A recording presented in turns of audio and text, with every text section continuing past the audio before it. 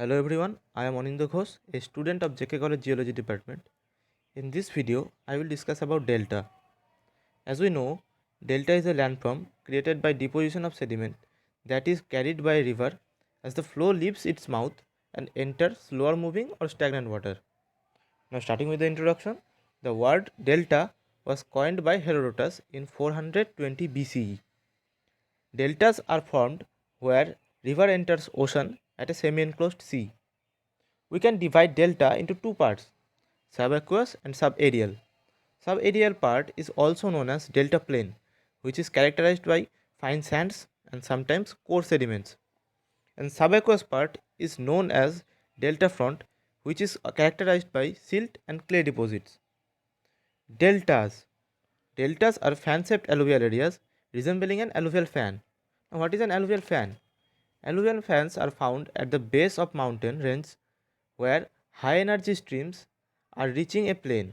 When no longer confined to a channel, the energy level of water drops, which makes the water unable to transport larger sediments, cobbles, gravels.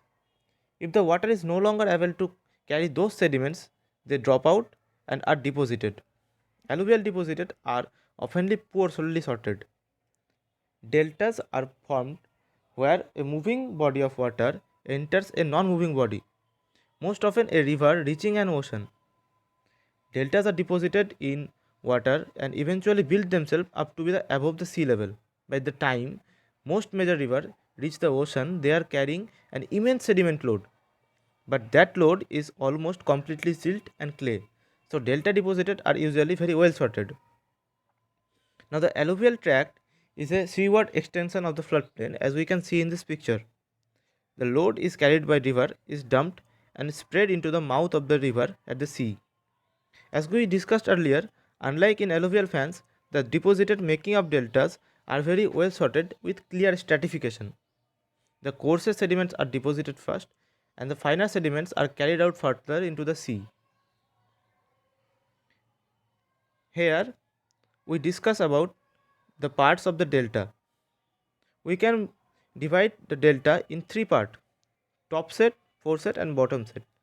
Top set, it has low angle and the upper position of top set is truncated by overlying section.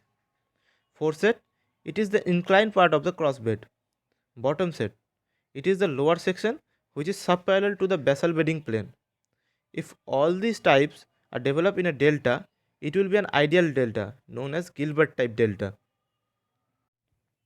As we all know, there are some preconditions for any formation to form.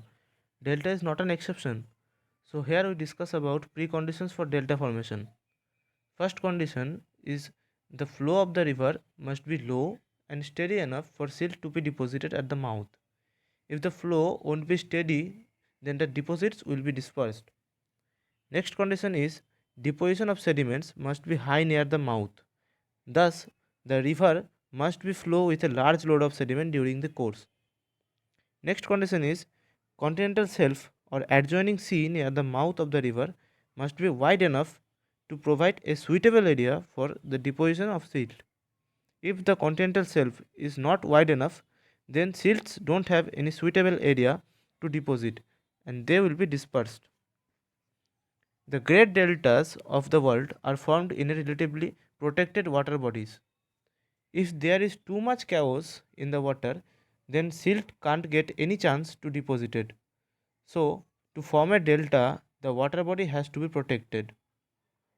Low wave and current energy in the adjoining body of water is also an important precondition for delta formation. If the wave is high and destructive, then delta can't be able to form. No large lake or barrages present in the river course, as in the long run they will slow the flow of the sediments in the river. Also, silt will be deposited in the lake and barrages, so river can't flow with a large load of sediment and delta formation will be cramped. So in this video we talked about formation of delta. Hope you like this video. Please pardon me if there is any mistake. Thank you.